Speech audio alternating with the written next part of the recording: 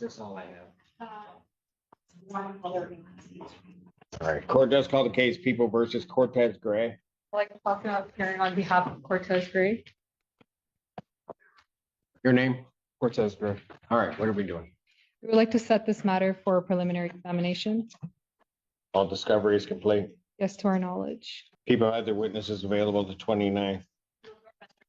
Preliminary examination, July 29th, 2025, 9 a.m. before Judge Barr. Bond continued. Thank you, Your Honor. Court calls case People versus Mariah Thomas. On behalf of Ms. Thomas, Ms. is not unmuted. There you go. Ms. Thomas, can you please state your name for the record? Mariah Thomas. Your Honor, we are going to be setting this matter for preliminary examination, please. Discovery is complete. Yes, Your Honor. People have their witnesses available to, well, we gotta need a writ on this, so the earliest I can get it in, not the 20th. Set her preliminary examination in person, August 5th, 2025, 9 a.m. before Judge Perry.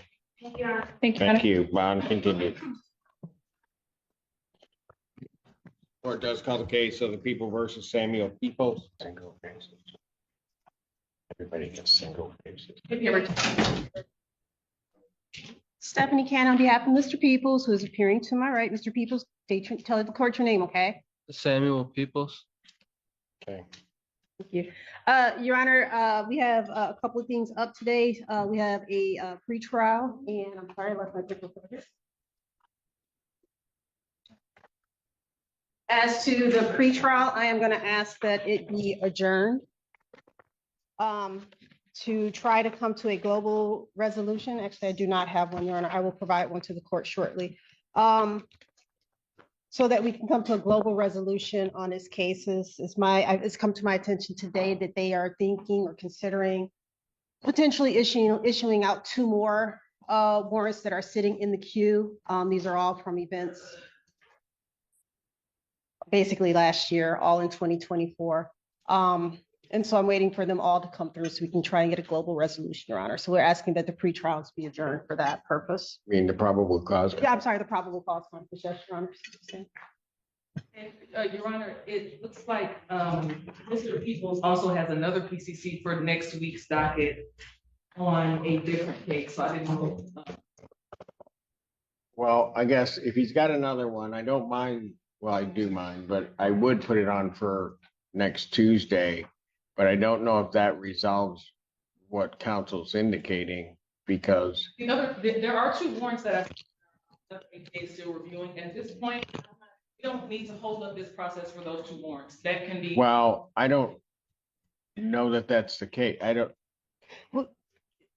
Are they going to be authorized? What's going to happen with them? So what I discussed with counsel, I just saw those last night. I thought that they had reviewed everything, but apparently they're still 2. But looking at what those warrants are, and some of the facts and the age of them, it's very likely that those will end up being part of a global resolution where we may agree not to authorize them anyway. So that's why I said they don't need to hold this up. But as for Mr. Peoples has a number of other cases that are charged, are authorized, but maybe misdemeanors, or he has a lot of other things out there. So I think that the overall global resolution will take care of those. How much time? I'm sorry, Your Honor. How much time did you need to get that all together? Your Honor, can we? I would put this to the 22nd, but that doesn't make any sense. You'll appear on the 22nd. I just want to give enough time if you guys are going to try to put all of this together. Your Honor, I am working very diligently as is the prosecutor to try and reach this global resolution. The 2 of you working diligently. It's rare, Yeah, but it does happen. Whatever. And so I do have documentation from various doctors and everything that I need to provide to the prosecutor's office, which I will do likely today. Your Honor, if you want to just set it with the other PCC, that would satisfy. 5 days.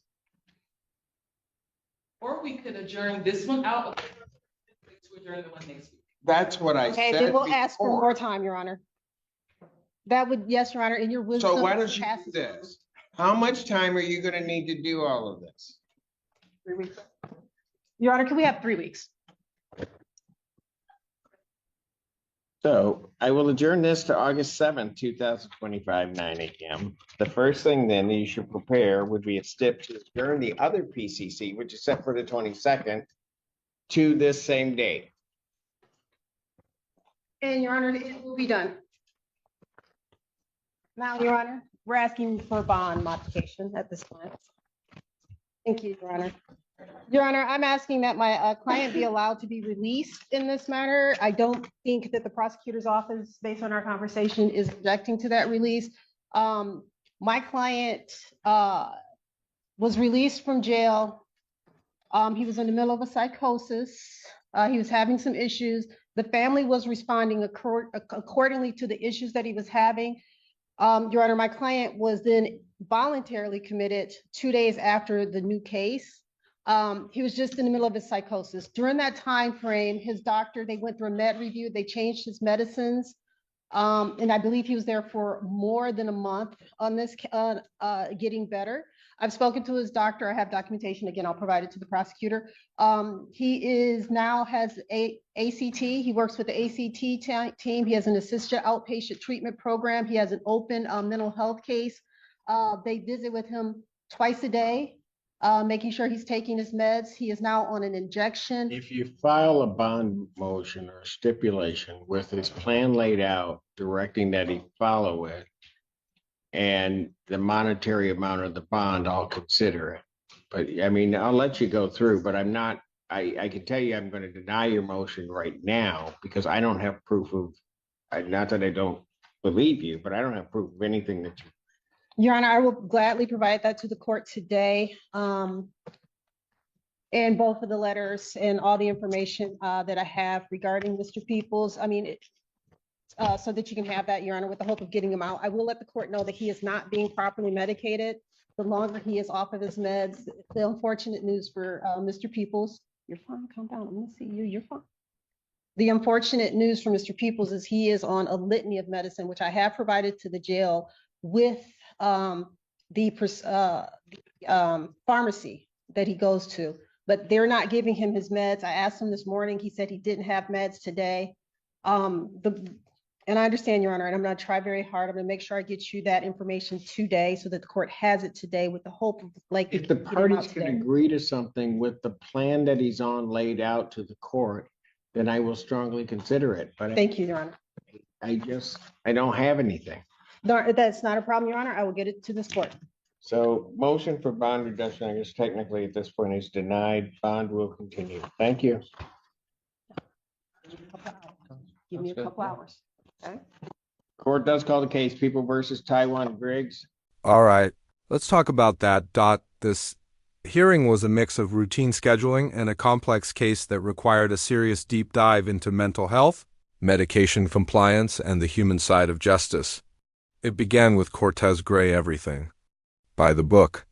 Defense confirmed discovery was complete, both sides were ready, and a preliminary exam was scheduled for July 29th before Judge Barr. Quick, professional, clean. Mariah Thomas followed with a similar request.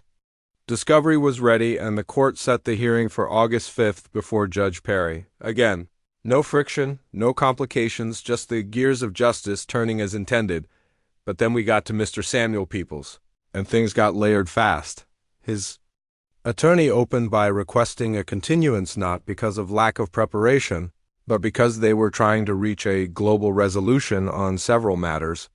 According to the defense, there were possibly 2 more warrants sitting in the queue, along with several other cases already charged, some of which might be misdemeanors. The idea was to resolve everything at once, which, frankly, made a lot of sense.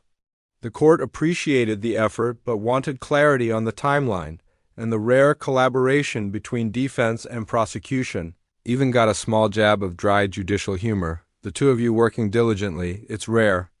Always nice when the bench keeps it real. Where things took a turn was with the bond modification request. Defense painted a compelling picture of a man who had been in crisis, voluntarily committed for more than a month, and since then had been stabilized with medication and supported by an assertive community treatment ACT team. The attorney described a robust outpatient care plan, home visits twice a day, medication monitoring, and a mental health support team on standby. It was a strong presentation on paper, but the judge, rightly, wasn't ready to act on verbal assurances alone. "Not that I don't believe you," they said, "but I don't have proof of anything." And that's the crux in court. What's submitted and verified holds weight. The attorney promised to get the letters and documentation that very day, and the court left the door open. If the plan and supporting documentation came through, a future bond reduction would be considered seriously. But at that moment, the judge denied the motion and told the attorney to give me a couple hours. What stood out here wasn't drama, it was the serious, compassionate handling of a situation involving mental illness and justice. Everyone was trying to do the right thing. The court showed flexibility but not leniency without facts. The defense fought hard and respectfully, and the prosecutor didn't object to future release, pending proof. It was an example of the legal system grappling with real-world complexity and doing it with care. If you found this hearing insightful, consider subscribing, hitting the bell, and letting me know your thoughts in the comments below. I read everyone.